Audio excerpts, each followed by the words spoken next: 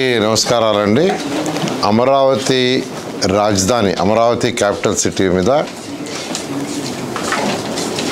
కొంతమంది అన్నెసరీగా అపోహలు రేకెత్తిస్తున్నారు.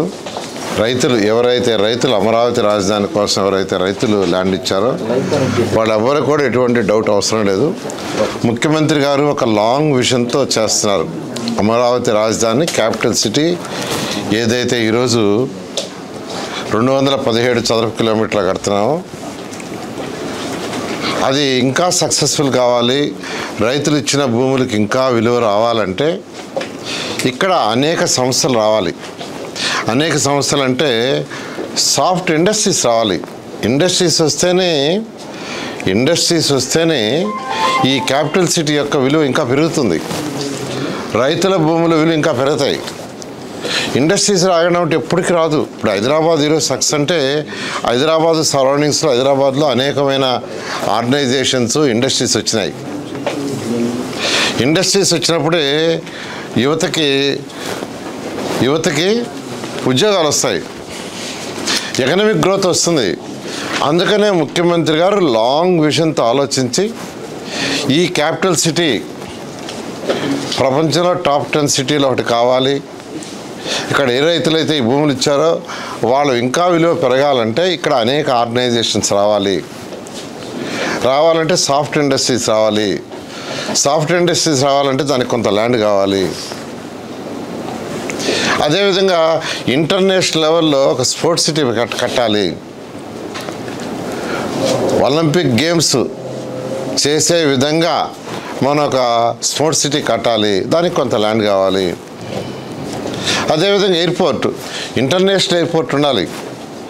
విదేశాల నుంచి ఫ్లైట్స్ వచ్చే విధంగా, ఫ్లైట్స్ దిగేటట్టుగా ఉండాలి.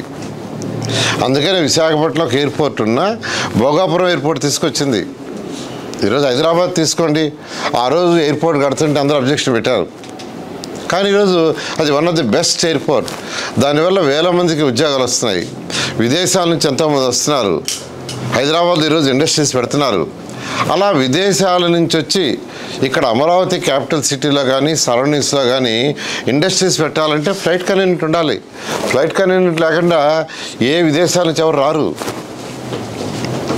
అందువల్ల ఇవన్నీ దృష్టిలో పెట్టుకొని ముఖ్యమంత్రి గారు ఒక లాంగ్ విజన్తో ఏ రైతులైతే అమరావతి క్యాపిటల్ సిటీకి ల్యాండ్ ఇచ్చారో వాళ్ళ భూముల విలువ కూడా పెరగాలి. ఇది ఒక మెగా సిటీ కావాలి.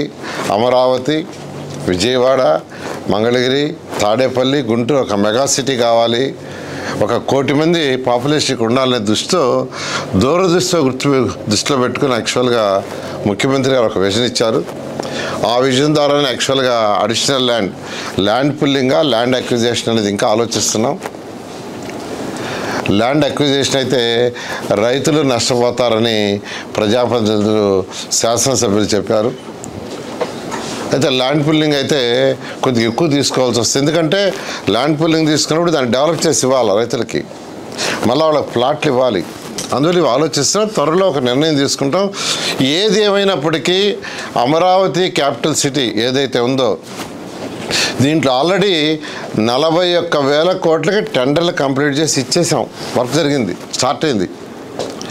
మొత్తం ఇక్కడ జరగబోయేది సుమారుగా 64,000 కోట్ల రూపాయల వర్క్స్. ఆల్రెడీ అథారిటీ క్యాబినెట్ 64,000 కోట్లకి పర్మిషన్ ఇచ్చేసింది. ఇంకా కొన్ని టెండర్లు పిలవాలా. ఆ టెండర్లు కూడా ఈ నెలాఖరు లోపల అయిపోతున్నాయి. ఇది ఒక టాప్ సిటీ, ప్రపంచంలో ఉన్న టాప్ సిటీలో ఒకటి అవుతుంది.